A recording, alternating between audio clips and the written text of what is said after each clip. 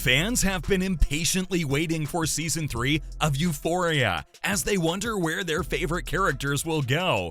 And it seems like they're not alone. Euphoria stars recently opened up about what they want to see in the new season. It would only be right to start off with the show's main character, Rue, who is played by Zendaya. To sum it up, Zendaya wants a happier future for Rue. Rue has a very sad and touching story, as the show highlights how she deals with drug abuse. There's no doubt that Rue has gone through a lot, from battling her addiction to losing important people in her life like Jules.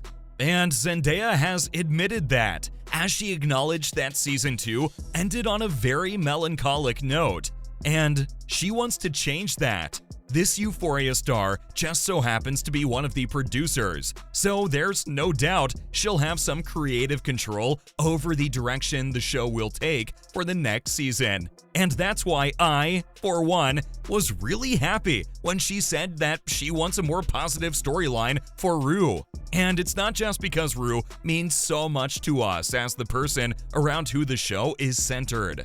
Rue's life can be a message of hope for the viewers, and can serve as an inspiration for those battling with drug abuse, like she is. Zendaya reminded fans that even the show's writer, Sam Levinson, has a dark history of drug addiction. She elaborated that he's proof that there is hope for Rue and anyone like Rue. The star went on to say that Rue has something beautiful inside her, and she'd love to see her experience some goodness and joy. And she's not alone. And we know what you're thinking. Rue was pretty happy when she was with Jules. So does that mean Zendaya wants Rue and Jules to get back together? Well, I can't say for sure, but I do know one thing. Hunter Schafer wants Jules to move on. Hunter, who plays Jules, highlighted her character's need for intimacy and closeness with someone who accepts her for who she is. There's no doubt that fans have shipped rules, and Hunter is well aware of that. Their relationship was extremely special to fans as we got to witness their love and care for each other. And it's only natural for us to want the two to get back together. But Schafer thinks it's best to leave their relationship the way it was at the end of Season 2.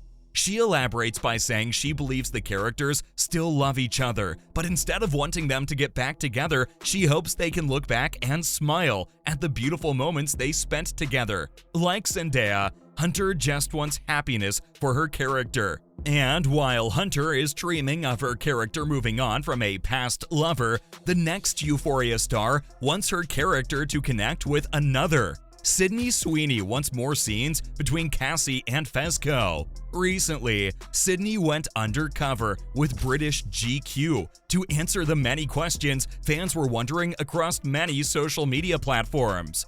And in the midst of this, she revealed what she wants Cassie's future to look like. On a picture of her and co-star Angus Cloud, an Instagram user asked why the duo doesn't have more scenes together. Sweeney enthusiastically replied to this comment with, "I have been saying this." She elaborated that she always asks writer Sam to somehow connect Cassie and Fezco, but it seems that Sam sees Fezco with the other Howard sister. Whatever direction the show goes in, fans just can't wait for Season 3. And trust me, that's a lot of people that the creators are keeping waiting because Euphoria has such a diverse fan base.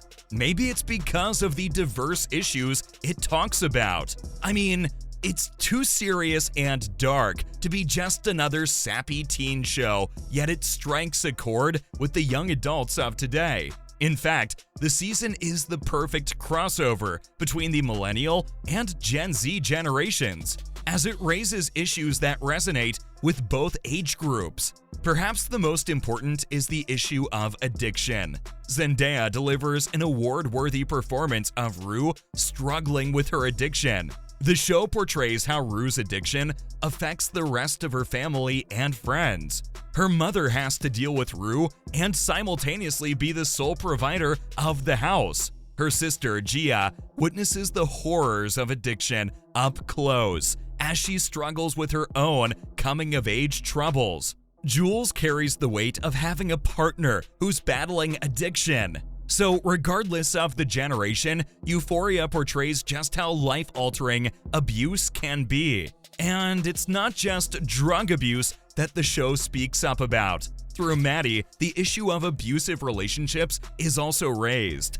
And this is one that strikes a chord with viewers of all ages, because unfortunately, many know someone who has been in an abusive relationship. Nate is extremely abusive and violent, and the pair have an extremely dysfunctional relationship. Even though Maddie's friends try to intervene, she refuses to accept any help during the initial stages of abuse because she doesn't want to acknowledge that there's anything wrong with her relationship. And that resonates with so many people, both millennials and Gen Z youths, who continue staying in such relationships because they're the only perceivable option. And much of Maddie's unhealthy emotional attachment to Nate is because she lacks parental support. Her father is an alcoholic, and her mother has dedicated her life to working and supporting the family. The issue of parental abandonment is also raised through Lexi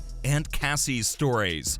These two sisters show what can happen when a child is pretty much abandoned by their parents. They can either channel their energy into academics and art, like Lexi, or they can develop an interest in their sexuality, like Cassie. The two sisters also have different coping mechanisms to deal with this issue. As Cassie embraces her sexuality and starts dating Nate, it leads to her losing her closest friend. Similarly, Lexi writes a school play that points out the flaws in all her friends and burns many bridges. Cassie and Lexi show the different coping mechanisms adopted by abandoned children, a serious problem that peaked among millennials and seeped into Gen Z. And that's not the only social issue the show raises. Cal Jacobs offers lessons on repressed sexuality. The show portrays Cal as a villain, but it also highlights how he's just a byproduct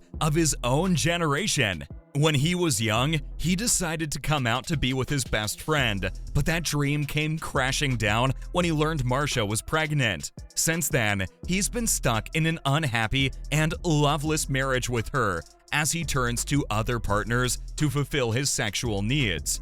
Cal represents every millennial who's gone through the heartache of coming out in a society that still isn't comfortable with gay sexuality, and his troubled life highlights what inhibited sexuality can result in, regardless of generational values. The next and final theme is one that is raised in almost every show: friendship. The show highlights the volatile nature of friendship as we see the high schoolers deal with complex relationships.